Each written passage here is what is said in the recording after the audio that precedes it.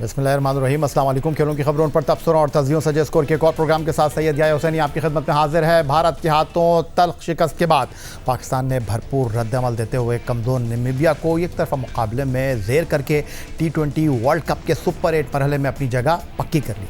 Pakistan team ने भारत से शिकस्त के बाद प्लेइंग 11 में तब्दीली की। फास्ट बॉलर शाहीन शाह अफरीदी और mystery leg spinner Abrar Ahmed को आराम कराया गया और उनकी जगह फास्ट बॉलर सलमान मिर्जा और wicket keeper batter Khawaja Nafay को टीम का हिस्सा बनाया गया। कोलंबो के मैदान में ग्रीन शर्ट्स ने इब्तिदा अगरचे मोहतात अंदाज में की, लेकिन जल्द ही बैटिंग का पहिया पूरी रफ्तार से घूमने लगा। साहबजादा फरहान ने जिम्मेदारी और जारियत का हसीन इम्तिजाज पेश करते हुए नाकाबिले शिकस्त सेंचुरी स्कोर की और इनिंग्स को ऐसे संभाला कि नामीबिया के बॉलर बेबसी की तस्वीर नजर आई। जैसे जैसे इनिंग आगे बढ़ती गई, साहबजादा फरहान के शॉट्स में एतमाद और ताकत बढ़ती चली गई और आखिरी ओवर में उन्होंने गेंद को मैदान के चारों तरफ बिखेर दिया। सलमान अली आगा और शादाब खान ने भी बरक़ रफ्तार रन जोड़कर स्कोर को मजबूत बुनियाद फराहम की और पाकिस्तान ने मुकर्ररा ओवर्स में 199 रन का बड़ा मजमुआ तश्कील दिया। हदफ के ताक़ुब में नामीबिया ने इब्तिदा में कुछ मुज़ाहमत दिखाने की कोशिश ज़रूर की, लेकिन पाकिस्तानी बॉलिंग अटैक खुसूसन स्पिनर्स ने जल्द ही शिकंजा कस लिया। शादाब खान और उस्मान तारिक ने उम्दा लाइनो लेंथ से बैटिंग लाइनअप को तहस नहस कर दिया। आखिरकार नामीबिया की पूरी टीम 97 रन बनाकर पवेलियन लौट गई और पाकिस्तान ने 102 रन की वाज़े बरतरी से फतह अपने नाम की। साहबजादा फरहान वो बैटर है जो क्रीज पर आते ही खेल की रफ्तार बदलने का फ़न जानते हैं। उनके शॉट्स में एतमाद, टाइमिंग में निफासत और बड़े मुकाबलों में ख़ुद को मनवाने का हौसला साफ झलकता है। पावर प्ले हो या दबाव का लम्हा, साहबजादा फरहान अपनी जारहाना मगर ज़िम्मेदाराना बल्लेबाजी से टीम को मजबूत बुनियाद फराहम करने का फ़न जानते हैं। नामीबिया के ख़िलाफ़ अहम मुकाबले में भी साहबजादा फरहान ने अपनी ज़िम्मेदाराना और शानदार बल्लेबाजी से साबित कर दिया कि वो पाकिस्तान क्रिकेट की रेस उनका करियर तवील होगा। साहबजादा फरहान ने T20 वर्ल्ड कप 2026 में नामीबिया के ख़िलाफ़ अपनी पहली सेंचुरी स्कोर की और मेगा इवेंट में सेंचुरी बनाने वाले दूसरे बैटर बन गए। साहबजादा फरहान 100 रन की नाकाबिले शिकस्त इनिंग खेली, जिसमें उनके 11 चौके और 4 छक्के शामिल थे और उन्होंने 172.41 के स्ट्राइक रेट से बल्लेबाजी की। साहबजादा फरहान ने पहले 37 गेंदों पर 50 रन स्कोर किए और फिर अगली 20 गेंदों पर 50 रन बनाकर सेंचुरी मुकम्मल कर डाली। उनकी शानदार कारकर्दगी के साथ पाकिस्तान टीम 3 विकेट पर 199 रन बनाने में कामयाब रही। साहबजादा फरहान इस वक्त पाकिस्तान टीम के कामयाब तरीन बैटर हैं। साल 2025 से अब तक साहबजादा फरहान 34 T20 बैनुल-अक़वामी मुकाबलों में 1056 रन बना चुके हैं, जिसमें उनकी 1 सेंचुरी समेत 9 सेंचुरियां शामिल हैं। T20 इंटरनेशनल में साहबजादा फरहान सेंचुरी स्कोर करने वाले पाकिस्तान के छठे बल्लेबाज हैं। अलबत्ता T20 वर्ल्ड कप में वो 3 हिस्सों की इनिंग खेलने वाले दूसरे बैटर हैं। इससे पहले अहमद शहजाद ने T20 वर्ल्ड कप 2014 में बांग्लादेश के खिलाफ 111 रन की इनिंग खेली थी और वो पाकिस्तान के अव्वलीन बैटर बने थे जिन्होंने पाकिस्तान के लिए तीनों फॉर्मेट में सेंचुरी स्कोर की थी। T20 इंटरनेशनल में बाबर आजम 3 मरतबा सेंचुरी स्कोर कर चुके हैं। इसके अलावा मोहम्मद हारिस, हसन नवाज और wicket keeper batter Mohammad Rizwan भी सेंचुरी बनाने का एजाज़ अपने नाम रखते हैं। पाकिस्तान का नामीबिया को शिकस्त देने के बाद ICC T20 वर्ल्ड कप 2026 में सुपर 8 टीमों का फैसला भी हो गया। ग्रुप ए से भारत और पाकिस्तान की टीमों ने अगले मरहले में जगह बनाई। ग्रुप बी में साबिक चैंपियन ऑस्ट्रेलिया बाहर हो गया और श्रीलंका और जिम्बाब्वे ने सुपर 8 के लिए क्वालिफाई कर लिया। ग्रुप सी में वेस्ट इंडीज़ और इंग्लैंड ने अगली 8 टीमों में जगह हासिल कर ली है और ग्रुप डी से जनूबी अफ्रीका और हस्बे साबिक न्यूजीलैंड की टीमों ने सुपर 8 में जगह हासिल कर ली और यहाँ अफ़गानिस्तान का पत्ता साफ हो गया। तो पाकिस्तान टीम ने तवक्कुआत के मुताबिक नामीबिया को शिकस्त देकर अगले मरहले में जगह हासिल कर ली है और ग्रुप में पाकिस्तान किसके साथ मुकाबला करेगा ये मैं आपको आगे चलकर बताऊंगा। फिलहाल स्टूडियो में हमें ज्वाइन कर रहे हैं पाकिस्तान क्रिकेट बोर्ड की सिलेक्शन कमेटी के साबिक सरबराह, साबिक डायरेक्टर गेम डेवलपमेंट हारून रशीद साहब, आपको खुशामदीद कहेंगे शो में। हारून रशीद साहब, भारत के ख़िलाफ़ सुपर संडे नाकामी और उसके बाद नामीबिया के ख़िलाफ़ इस कारकर्दगी की उम्मीद थी आपको? बिल्कुल एक्सपेक्टेड था। देखिए हमने जो पहले ही जो होमवर्क किया हुआ है उसमें तो मुझे आइडिया था कि सुपर 8 में चले जाएंगे, क्योंकि जो 3 टीमें थीं वो एसोसिएट मेंबर्स की थीं। सो वो आपको पता है उनको इतना ज़्यादा एक्सपोजर नहीं है, उनका ज़्यादा बहुत एक्सपीरियंस नहीं है टॉप टीम्स के खिलाफ खेलने का। आज भी वाज़े तौर पे नज़र आया कि नामीबिया बहुत ही इनएक्सपीरियंस टीम थी, उनकी बॉलिंग में वो पेनिट्रेशन नहीं थी, उनके फील्डर्स भी इतना अच्छे अंदाज में फील्डिंग नहीं कर सके। बैटिंग में ऑब्वियसली जिससे पाकिस्तान की स्पिनिंग डिपार्टमेंट है उनका मुकाबला वो नहीं कर सकते थे, क्योंकि इस किस्म के स्पिनर्स वो खेले भी नहीं। सो एक्सपेक्टेड था, बहुत अच्छा विन हुआ, क्योंकि जिस अंदाज में इंडिया से पाकिस्तान की टीम हारी थी वो बिल्कुल नहीं लग रहा था। अभी भी आप देखेंगे हम 3 एसोसिएट्स के खिलाफ खेले हैं और उसमें हमारे पास मुश्किल मरहले भी आए हैं। हम पहला ही मैच जो है वो हार जाते अगर वो फहीम अशरफ का कैच हो जाता, लेकिन स्टिल अब ये सारी चीज़ें जो किस्सा पारीना हो गई हैं आप, क्योंकि अपने जो नेक्स्ट स्टेज में हमारा जिन टीमों के साथ मुकाबला है वो टीमें काफ़ी सख्त हैं, क्योंकि अब तो सारे के सारे वो टॉप टीमें होंगी जिनके खिलाफ मुकाबला करेंगे। यस, पाकिस्तान का पल्ला स्पिनिंग डिपार्टमेंट में मैं उन तीनों टीमों से ज़्यादा बेहतर देख रहा हूँ। पाकिस्तान का इशू जो है वो बैटिंग है। हमने एसोसिएट्स के खिलाफ तो बैटिंग कर ली, लेकिन जब इंडिया के खिलाफ बैटिंग करने का मौका आया और हमने चेस करना था तो हमारे पहले 10 ओवर में ही 4 से 5 खिलाड़ी आउट हो गए, जिससे प्रेशर जो है आपकी पूरी टीम पे आ गया।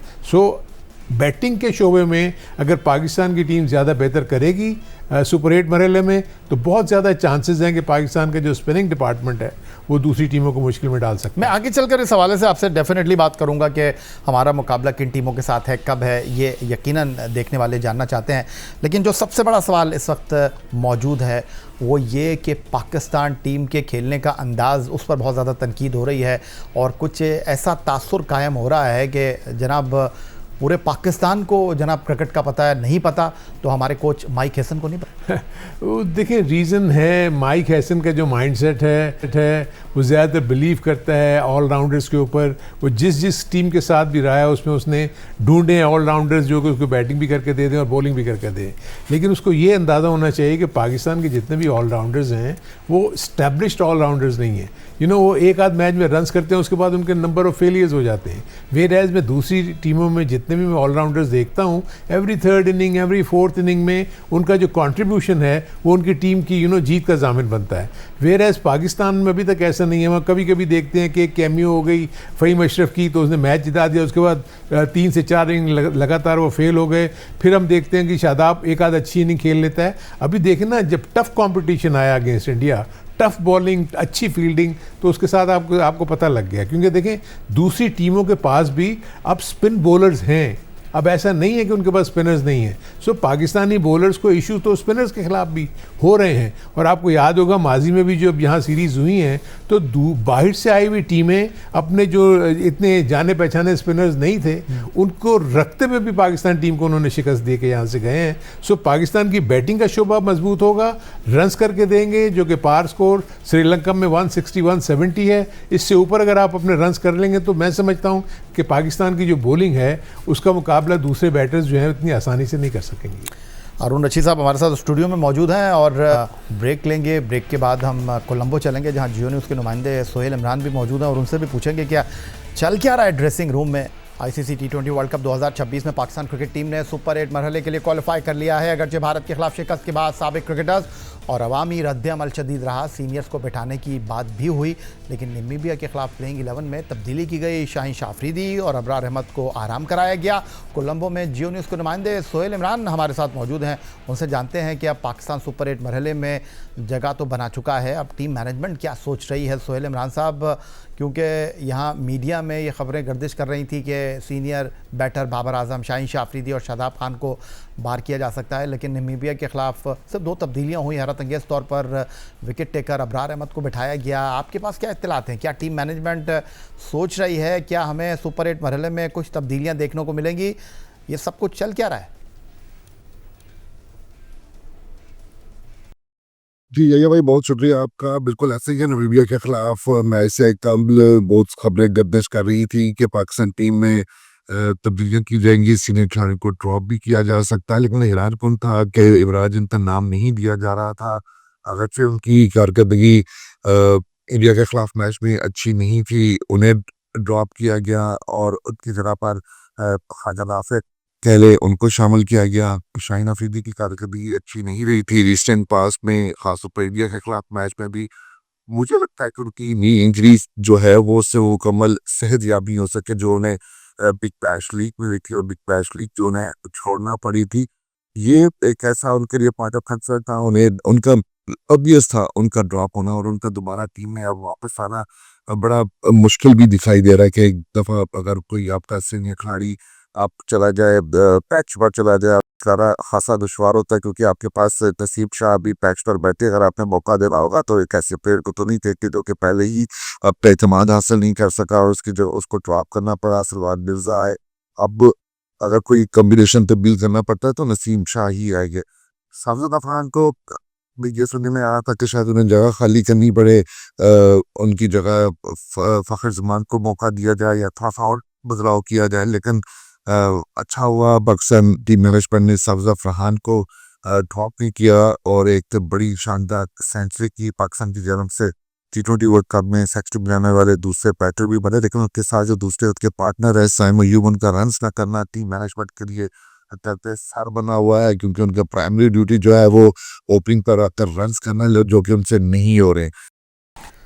बहुत शुक्रिया आपका सोहेल इमरान, तफसीलात से हमें आगाह कर रहे थे क्या चल रहा है, टीम मैनेजमेंट की सोच क्या है, क्यों बाबर को नहीं बिठाया गया, क्यों शादाब को नहीं बिठाया गया। अरुण रशीद साहब स्टूडियो में हमारे साथ मौजूद हैं। अरुण रशीद साहब, भारत के खिलाफ हारे तो सिर्फ 3 खिलाड़ी थे, शाहीन शाह अफरीदी, बाबर आजम और शादाब खान। अवामी रद्दअमल तो यही था, फॉर्मर क्रिकेटर्स इंक्लूडिंग, मुझे नहीं पता कि आप क्या सोच रहे थे, लेकिन एक आम तासुर तो यही बन रहा था कि इन तीनों को अब मज़ीद आराम दिया जाए और फ़खार को बाहर टीम में लेकर आएँ, आप नाफे को लेकर आएँ, वो लेकर आए, आप सलमान मिर्ज़ा को लेकर आएँ, वो आप लेकर आएँ, लेकिन आपने तब्दीलियाँ कहीं और से की। तो आपकी नज़र में इसके पीछे क्या अवामिल हो सकते हैं? देखिए, सबसे बड़ा जो मसला है पाकिस्तान के स्क्वाड में, पाकिस्तान की जो बेंच स्ट्रेंथ है वो इतनी मजबूत नहीं है। अगर आप देखेंगे तो 11 के बाद जो आपको एक आध फास्ट बॉलर नज़र आता है, एक विकेट कीपर नज़र आता है और एक आध स्पिनर जैसे कि अबरार को आज ड्रॉप किया। सो वेयर एज जो आपका न्यूक्लियस बनाया हुआ है जिसके ऊपर ये कॉन्फिडेंस बहुत ज़्यादा इनको है कि माइक हैसन को कि जी ऑलराउंडर्स, शादाब को हमेशा से प्रेफर किया जाता है कि जी वो बैटिंग भी अच्छी कर लेता है, बॉलिंग भी अच्छी कर लेता है, लेकिन अगर आप देखें तो पिछले 6 महीने में वो ज़्यादातर अनफिट रहे। सो जब तक आप बॉलिंग मैचेस में नहीं करते होंगे तो आप छोटी मोटी टीमों के खिलाफ तो आगे आपने विकेट्स ले लेते हैं, लेकिन जब आप अच्छी टीमों के खिलाफ खेलते हैं तो आपको प्रॉब्लम होती है। जैसे कि हमको इंडिया में के खिलाफ एक ही ओवर किया, उसमें उनको रन्स पड़ गए। अब दूसरी तरफ अगर आप देखें, मुझे समझ में ये नहीं आ रहा कि फ़खर जमान को किस मकसद के लिए लेके गए हैं। अब आप सुपर 8 के मरहले में जा रहे हैं और फ़खर जमान एक भी मैच नहीं खेला। आपने आज ख्वाजा नाफे को खिलाया, मुझे नहीं समझ में आया कि क्या वो सुपर 8 में उनके जहन में है कि ख्वाजा नाफे खेलेगा। अगर आप नाफे का कंपैरिजन करते हैं आपके जो बाहर बैठे हुए बैट्समैन हैं, जो कि मुस्तनद बैट्समैन हैं और उन्होंने इंडिया के ख़िलाफ़ हमेशा अच्छे रन्स किए हैं, और यहाँ पर जो है इन्होंने प्रेफर किया नाफे को, विच वाज वेरी सरप्राइजिंग। सो अब आगे जाके ये देखना होगा कि ये दो, बाबर आजम को मैं अभी भी फील करता हूँ कि मैं बाबर आजम पे आगे चल के बात करता हूँ। इस तो वक्त मैं बात करना चाहूँगा पाकिस्तान T20 टीम के ऑलराउंडर शादाब, जो कि ICC T20 वर्ल्ड कप में पाकिस्तान क्रिकेट टीम के हेड कोच माइक हैसन लगता है कि उन पर ज़्यादा एतमाद करते हैं। शादाब खान ने भारत के ख़िलाफ़ 1 ओवर किया, 17 रन्स की पिटाई बर्दाश्त की, लेकिन नामीबिया के ख़िलाफ़ शादाब खान ने कदर बेहतर कारकर्दगी का मुजाहरा किया। 4 ओवर में 19 रन्स के बस 3 खिलाड़ियों को आउट किया। मैच के बाद वो मीडिया से बातचीत कर रहे थे और भारत के ख़िलाफ़ शिकस्त पर होने वाली तनकीद पर जब शादाब खान से सवाल किया गया तो उन्होंने कहा कि तनकीद को कोई कंट्रोल कर नहीं सकता, साबिक क्रिकेटर्स की अपनी राय है। शादाब खान ने कहा कि वर्ल्ड कप जैसे इवेंट में तो इन साबिक क्रिकेटर्स ने भी भारत के ख़िलाफ़ अच्छी क्रिकेट नहीं खेली, बल्कि मौजूदा क्रिकेटर्स पर मुश्तमिल टीम ने 2021 में भारत के खिलाफ T20 वर्ल्ड कप में फतह हासिल की थी। उन्होंने कहा क्या, ज़रा आपको दिखाते हैं। देखिए, क्रिटिसिज्म होना ना होना वो कंट्रोल नहीं कर सकते। हर बंदे के एक इंडिविजुअल ओपिनियन है, वो किसी के बारे में कुछ भी ओपिनियन कर सकते हैं। मुझे लगता है कि जब से मैं वापस आया हूँ मेरा 1 ओवर ऐसा हुआ है कि जिसकी वजह से इतना ज़्यादा क्रिटिसिज्म हो रहा है, तो उनको मैं जस्टिफाई करने की कोशिश नहीं करता। जो चीज़ें मैं कंट्रोल कर सकता हूँ, बैड डे, बैड ओवर हो सकता है। T20 क्रिकेट है, आपको रन्स भी हो सकते हैं, आप T20 क्रिकेट है, आप आउट भी कर सकते हो। तो इतना ज़्यादा मैं इन चीज़ों को सोचता नहीं हूँ। हमारे एक्स क्रिकेटर्स हैं, उनके अपने ओपिनियन हैं। ऑब्वियसली उन्होंने बहुत अच्छी चीज़ें की हुई हैं पाकिस्तान के लिए, लेकिन at the end of the day world cup में भी उनसे भी ऐसी चीज़ें नहीं हुई थी जो कि हम तभी इस स्टेज पर पहुंचे। तो मुझे लगता है कि वर्ल्ड कप में एक हम ऐसे टीम थे जिसने 2021 में इंडिया को हराया हुआ है। तो ये नहीं है कि सिर्फ ये हमारे है, ये तो मुझे लगता है जब से क्रिकेट हिस्ट्री चल रही है तो वर्ल्ड कप में तो हमने इंडिया को हराया ही नहीं। तो ऑब्वियसली उन इंडिविजुअल वो बहुत लेजेंड थे, लेकिन अगर टीम की बात की जाए तो वर्ल्ड कप में तो उन्होंने भी कुछ नहीं है। अरुण रशीद पर क्या नया पेंडोरा बॉक्स खोल दिया है शादाब खान ने। अपनी कारकर्दगी है नहीं और वो कहते हैं कि इनका काम ग्राउंड में खेलना है और जो एक्स क्रिकेटर टेलीविज़न पर बैठे हुए हैं उनका काम तबसरे और तज्जिए करना है। तो वो तो कह रहा है भाई तुमने क्या किया जो हमें बता रहे हो, हमने तो बहरहाल एक बार हराया इंडिया को। ये जो बातें कर रहे हैं ना शादाब, एक चीज़ तो जो अगर आप देखें, अगर आप हिस्ट्री उठा के देखें तो किसी भी इवेंट में आप देखेंगे कि पाकिस्तान की टीम चाहे जितनी मजबूत हो या कमज़ोर हो, हमेशा वो मतलब गिरते पड़ते आपको सेमीफाइनल में पहुंचते हैं, फिर फाइनल में पहुंचते हैं और मैच जीतते हैं। इवन 92 का वर्ल्ड कप भी जो जीते थे, आप कहीं भी नहीं थे। अगर बारिश ना होती तो पाकिस्तान सेमीफाइनल ना मैं आपकी बात अंडरस्टैंड करता हूँ, आपको लगता है, लेकिन क्या एक खिलाड़ी को जो टीम के साथ है वैसे ही उस पर तनकीद हो रही है, उसको एक नया पेंडोरा को खोलना चाहिए। उसका रीज़न देखिए, जो शादाब को ये अंडरस्टैंड नहीं कर रहा कि पिछले अगर 4 से 5 साल में उठा के अगर आप देखेंगे तो शादाब तो मोस्टली अनफिट रहे हैं। यू नो, उनकी जो भी एक्स क्रिकेटर्स तनकीद कर रहे हैं वो इसलिए कर रहे हैं कि आप अनफिट होते हैं और स्टेट में पाकिस्तान के स्क्वाड में वर्ल्ड कप का हिस्सा बन जाते हैं। आप इस बात से इत्तेफाक करते हैं क्योंकि आप क्रिकेट बोर्ड का हिस्सा रहे कि जब भी उन्होंने लैंड किया पैराशूट से लैंड किया। उसका रीज़न ये है ना कि देखिए आपके पास वो ऑलराउंडर्स, देखिए एक ज़माने में ऑलराउंडर्स में बहुत ज़्यादा कंपटीशन था। आपको पता है अजहर महमूद, अब्दुल रज़ाक, इसके अलावा और जितने देखे फास्ट बॉलिंग में कितना कंपटीशन था।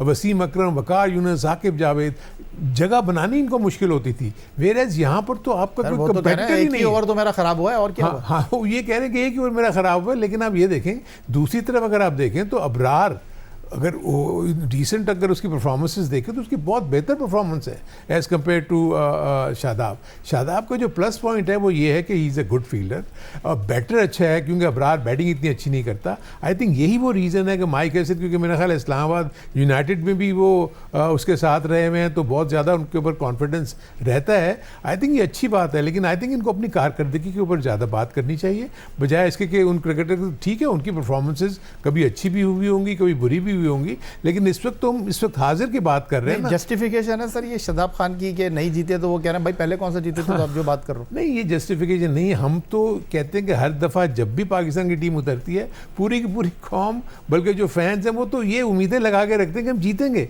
और आई थिंक ये नज़र आ रहा है मुझे कि पाकिस्तान की टीम के पास इतनी स्ट्रेंथ नज़र आ रही है उनकी बॉलिंग में कि वो जीत सकते हैं। लेकिन अब प्रॉब्लम यह है कि पाकिस्तान के जो 2 मैचेस हैं वो कैंडी में है, वहाँ ये नहीं खेले। वहाँ पर अर्ली स्टेजेस के ऊपर फास्ट बॉलर्स को हेल्प मिलती है। तो इनके जो 4 बैट्समैन, मुझे सिर्फ इशू पाकिस्तान की बैटिंग से है, पाकिस्तान की बॉलिंग से नहीं है।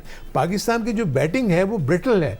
4 के बाद आपके पास सारे ऑलराउंडर्स हैं। मैं किसी से बात कर रहा था, उनको ये कह रहा था कि फर्स्ट 10 ओवर्स में आपके 4 खिलाड़ी अगर आउट हो जाते हैं तो फिर आपको संभालना मुश्किल हो जाएगा, क्योंकि ये ऑलराउंडर्स ऐसे हैं जिनके ऊपर आप डिपेंड नहीं कर सकते, क्योंकि इन्होंने तो ऊंचा खेलना है। पाले किले में भी बाउंड्रीज बड़ी हैं। So it's not easy for these allrounders के प्रॉपर क्रिकेट खेल के उसके बाद आखिर में जाके ऑन स्लॉट करें, जैसे आज इंडिया ने किया अगेंस्ट नेदरलैंड। सो मेरे अपने नज़दीक इशू ये नहीं है। इनको ये चाहिए कि पूरा फोकस करें अपनी क्रिकेट के ऊपर। क्रिटिक्स के ऊपर अगर कोई आपकी बात भी आती है तो आप उसको इग्नोर करें, बजाय इसके कि आप उसके ऊपर बातचीत कर रहे हैं कि जी वो ऐसे करते थे, उन्होंने क्या किया क्या नहीं किया।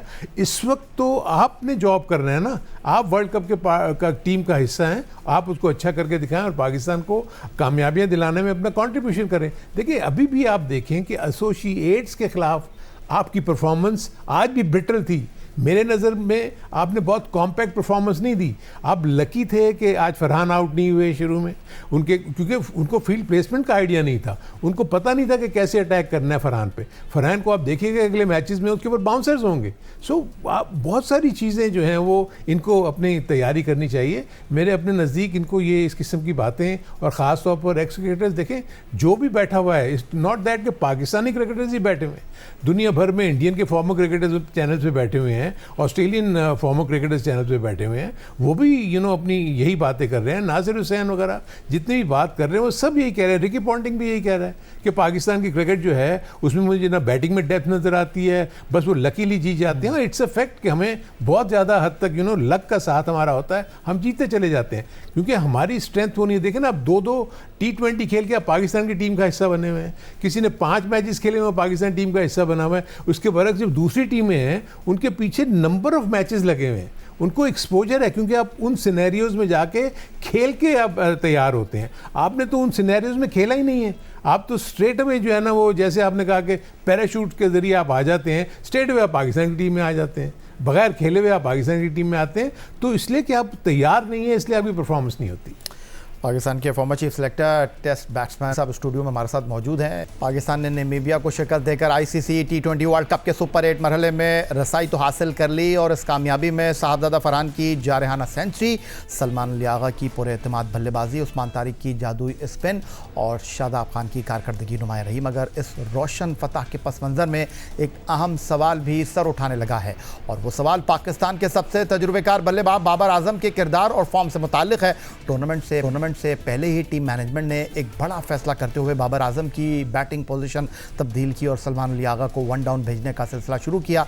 ये तब्दीली महज हिकमत अमली थी या किसी गहरी तशवीश का नतीजा, इस पर बहस जारी है। भारत के खिलाफ अहम मैच में बाबर आजम खातिर खाह कारकर्दगी न दिखा सके। जब नामीबिया के खिलाफ 13वें ओवर में सलमान अली आगा आउट हुए तो सबकी नज़रें पवेलियन की जानिब मरकूज थी, मगर हैरानकुन तौर पर बाबर आजम को मैदान में नहीं भेजा गया। उनकी जगह पहले ख्वाजा नाफे और फिर शादाब खान को बल्लेबाजी के लिए भेजा गया, जिससे ये तासुर मज़ीद मजबूत हुआ कि टीम मैनेजमेंट बाबर के स्ट्राइक रेट और खेल के तकाज़ों से पूरी तरह आगाह है।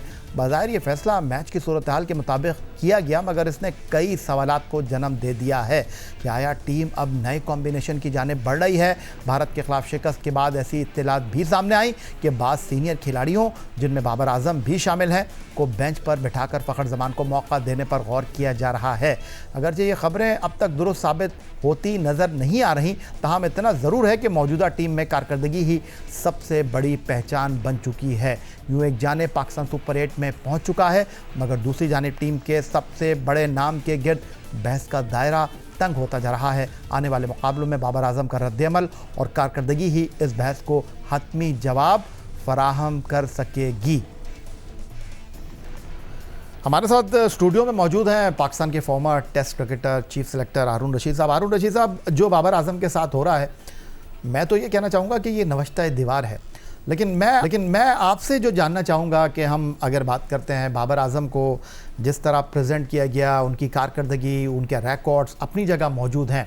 पिछले 10 सालों में पाकिस्तान आईसीसी के इतनी ट्रॉफियाँ नहीं जीता जितनी बाबर आजम ने ट्रॉफियाँ जीत ली। पहले तो मैं आपसे ये जानना चाहूँगा कि बाबर आजम को जिस तरह लेकर आए थे, क्या बाबर आजम का इसी तरह एंड होना है? देखिए, मैं इसमें आपको थोड़ा सा एक्सप्लेन करूँ। आपने जो बाबर के बारे में जो इतनी सारी बातें की, देखिए सबसे पहली चीज़ ये है कि आपको तो ये मानना पड़ेगा कि बाबर या सलमान ये नेचुरल T20 के क्रिकेटर्स नहीं हैं, क्योंकि ये लॉन्ग हिटिंग नहीं कर सकते। कोशिश कर रहा है सलमान के वो आके हिट आउट करे, लेकिन सलमान कोशिश तो कर रहा है, बाबर तो कोशिश ही नहीं कर रहा। बाबर का तो मसला ये है कि बाबर जब तक ओपन जाते थे, क्योंकि 2 फील्डर्स का जो एडवांटेज होता है फर्स्ट 6 ओवर्स में, वहाँ बाबर जो है वो कामयाब होते थे, उनको गैप्स मिलते थे, उनको रन्स मिल जाते थे। लेकिन अब क्योंकि वो 4 नंबर पर जा रहे हैं और उनकी बारी आती है 11 ओवर में, 12 ओवर में, जब फील्डर्स फैले हुए होते हैं, उस वक्त बाबर के लिए बहुत ज़्यादा मुश्किल होती है। और ऐसी पिचेस के ऊपर जहाँ पर बॉल ग्रिप कर रहा हो, जहाँ पर बॉल बल्ले पे ना आ रहा हो, बाबर उस किस्म का बैट्समैन है जिसमें बॉल बल्ले पे आनी चाहिए ताकि उसके स्ट्रोक्स लगें, उसके कवर ड्राइव लगे, ऑन ड्राइव लगे। ये उसमें इन पिचेस पे नहीं लगेंगे। सो मैं बहुत हैरान था कि आप ये, मैं जो आपसे पहले भी फ़खर की बात कर रहा था, अगर वो उनकी स्कीम ऑफ थिंग्स में है तो आज बाबर को नहीं खेलना चाहिए था। फ़खर जमान को सुपर 8 के पॉइंट ऑफ व्यू से उनको जेहन में रखना चाहिए था। इनके जहन में ये है, जो मैं देखता हूँ, जो इन्होंने इंटरव्यूज़ में भी कहा है, कि बाबर स्टेबिलिटी फैक्टर है। वो जाएगा, एक एंड को रोकेगा, लेकिन ऐसे तो मुझे कहीं भी नज़र नहीं आया। बाबर तो जाते ही ईंटें मारने की कोशिश कर रहे हैं। अच्छा हारून रशीद साहब, यहाँ पर मैं आपको रोकूंगा। क्या आप समझते हैं कि बाबर को हर चीज़ प्लेट में रख कर दी गई? मैं थोड़ा सा आपको माजी में लेकर जाऊंगा। अहमद शहजाद के साथ जो हुआ, उमर अकमल के साथ जो हुआ, इवन 11 सीरीज़ सरफराज T20 की जीते हुए थे और उनको यक जुम्बिश क़लम एक फ़ैसले ने टीम की कप्तानी से अलग कर दिया।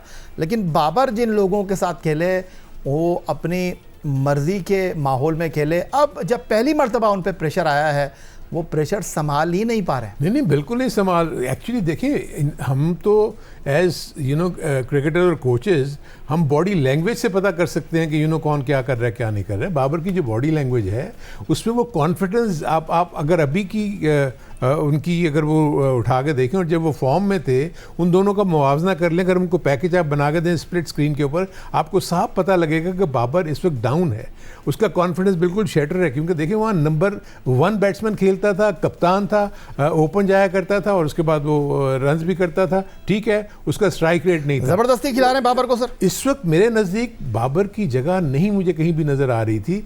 मैं आपको बताऊं रीज़न क्या हुआ, क्या रीज़न हुआ। इन्होंने वर्ल्ड कप से पहले बहुत ज़्यादा प्लेयर्स ट्राई किए।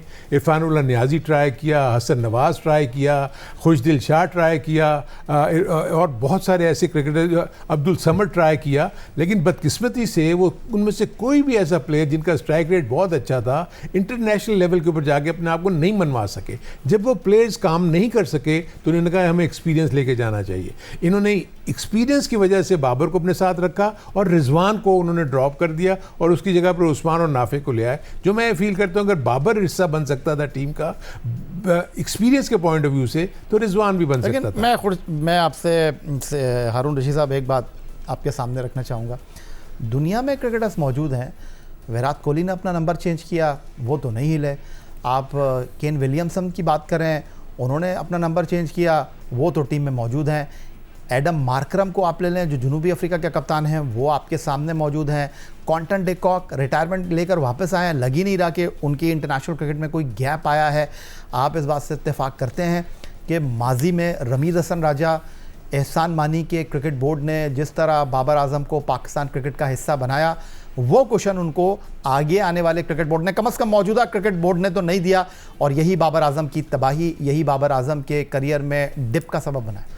देखिए उसके करियर के डिप तो मैं फील करता हूँ कि जिस वक्त उसको कप्तानी से हटाया, मेरे अपने नज़दीक उसके साथ उस वक्त जो ट्रीटमेंट हुआ, आई थिंक हारून रशीद साहब कप्तानी भी वो अपनी मर्जी से ही कर रहे थे ना, सिर्फ अपने बारे में सोचते थे, टीम के बारे में तो नहीं सोच रहे थे। नहीं खैर ऐसा नहीं है, उसमें आपको कई कामयाबी भी नज़र आई होंगी, कई नाकामयाबी भी हैं, वो अपनी जगह पे है। मेरा सिर्फ कहने का मतलब यह है कि इस वक्त की जो स्टेट थी, सर आप तो छोटी आप 2022 वर्ल्ड कप में पर्थ में जिम्बाब्वे से हार गए, आप डैलस में 2024 वर्ल्ड कप में अमेरिका से हार गए, कम से कम ये तो नहीं हो रहा ना इस टीम के साथ। नहीं ये भी तो ये भी हो जाता अगर वो पहले मैच में अगर वो कैच हो जाता। खैर ये देखें क्रिकेट में पार्ट एंड पार्सल है कि कभी आप वीक टीम से भी हार जाते हैं और कभी बहुत अपनी स्ट्रॉन्ग टीम से जीत भी लेंगे। लेकिन अभी भी पाकिस्तान की टीम के लिए चीज़ें अभी ख़राब नहीं है। अभी इनका होम ग्राउंड बन चुका हुआ है श्रीलंका, ठीक है पहले के लिए में ये नहीं खेले, लेकिन इनका पहला मैच ही न्यूजीलैंड का मैं आपसे बात करता हूँ, आप बाबर आजम का लोग जानना चाहते हैं। बाबर आजम, शाहीन शाह अफरीदी, शादाब खान, अब आगे बढ़ना चाहिए या इनके साथ ही रहना चाहिए? देखिए सबसे पहली चीज़ ये है कि इनके मद्दे मुकाबिल जो प्लेयर्स आने वाले हैं उनको भी तो उसी हिसाब से परफॉर्म करना चाहिए ना।